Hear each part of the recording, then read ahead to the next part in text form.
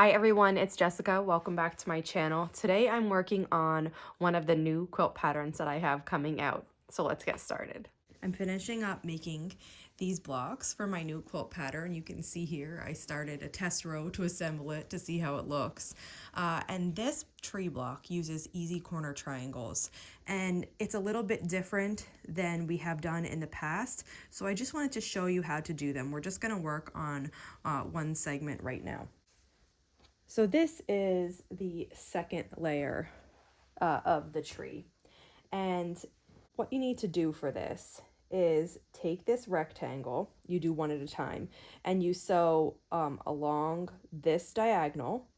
And then when we open that up, it's going to make, the edge of the tree. When I do this, I just eyeball this, and I'm comfortable doing that. But I realize that, not everybody would be comfortable eyeballing that. So here is what I do if you want to mark it. Now, there's a couple ways. So the first way, you can actually put it on. Because this is red on top of white, you can see right through it. And you just want to angle your ruler right in line with the tip of this white and the bottom tip of the red. Now on the camera you might not be able to see it, but I can clearly see where the red stops here in person. So I could just take my ruler and just go right along like that, and then I know that I need to sew on that line. So that's one way to mark it. When you do the other side of it, you have to mark the opposite diagonal. So the other way to mark this would be to lay it on a cutting mat. And for example, this piece is 1.5 inches. So at this 1.5 inch point, then I go the same thing on the other side to the 1.5 inch point. And then I line up those 2 points. So on this corner of my ruler is 1.5 inches this way, and then 1.5 inches this way is where the other side of my ruler is. And then you just draw a line along that diagonal, and that's another way to do it. So you could use the red piece as your base and draw along it, or you could use your cutting mat and your roller and draw along it. And now these are the lines that we're going to sew on to make this block. And then you repeat that for each of these segments of the tree.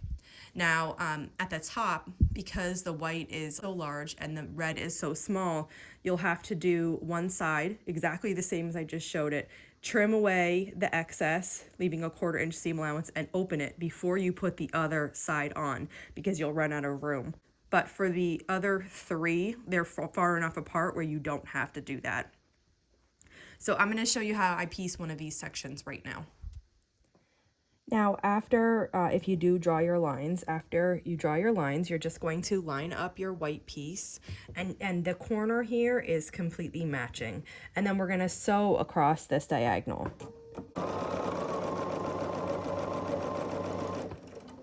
And when I was making my blocks for this quilt, I chain pieced all of them. So all of this size, I chain pieced one side, and then I cut the threads, and then I went back and chain pieced the other side. And I was surprised how fast this went. I thought this would be more time consuming than it was, but I was done so quickly.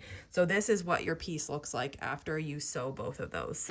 Then you can just trim this. You can do it with a ruler and a rotary cutter or scissors. That's up to you. And when you trim it away and then finger press this open, you get a unit that looks like this. Now there's 4 of these units in the tree, and each of them, the red is a little bit of a different size. And when you put them together, it comes together and forms the tree. So I am going to continue sewing these units. I have enough for one block here. Now, as I briefly mentioned before, the top one, the top unit of the tree, the red is small. So what happens is you do have to cut away the white and open it up before you can sew on the other one. So I just want to show that here quick. I just sewed this first side on, and if I press this open with my fingers, now I can take my other piece and match the corner up and then sew this other diagonal. If I didn't open that first piece up, I wouldn't be able to sew this one on correctly.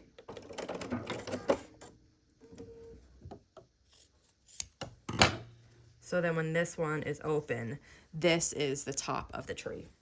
And once you have all of your tiers of the tree made, then you can start sewing them together. So I just finger press. You could press with an iron, but I like to finger press for this. And I just lay one strip on top of the other. And we're gonna sew along the side here with a 1/4 inch seam allowance. And I just match it up and hold it in place. And here's what that looks like. And then we're going to add another one. We have 3 and we have to add 1 more. Okay, and now the tree is together, but we have to add the trunk unit. So I just lay that on top. And then at the top and bottom of the tree, we have a very thin piece of fabric. And don't get nervous about working with this small size. I know it seems really little, but it's not a big deal in this block.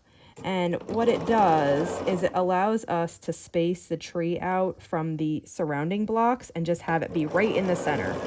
So I just match up the seams and sew across here with a 1/4 inch. That's the top. And then I'm also going to do that same thing on the bottom. And here is what the tree block from this quilt looks like. So I have been really excited. This was the last block I needed to make. I waited to make it with you, and I'm starting assembly, and I want to give you a peek at that too. Now, typically with all my quilts, I assemble them vertically and do the whole thing at once. But what I did here was I separated 3 rows from the rest of the quilt just so I could assemble them and get a look, because sometimes I need to do that. I want to see how it's going to look. And then the rest I'll assemble my traditional way, and then I'll just sew these 2 pieces together. So if you can see, here is the tree we just made, and it's being put into a type of buffalo plaid quilt. So let me lay this down so you could see this row a little better, and you can get an idea of what this quilt is going to look like. And here is what this little bit of it looks like. And oh my gosh, I just love this. I wrote this pattern and I designed it on my computer a few years ago when I was working on my 3rd book for Martingale. And then Martingale ended up closing, and so that book didn't come to fruition. But I have a whole bunch of red and white quilts designed because that was the theme of the book. So I'm really excited to bring this one to life. I am going to continue piecing the rest of this quilt, and I can't wait to show you how it looks soon.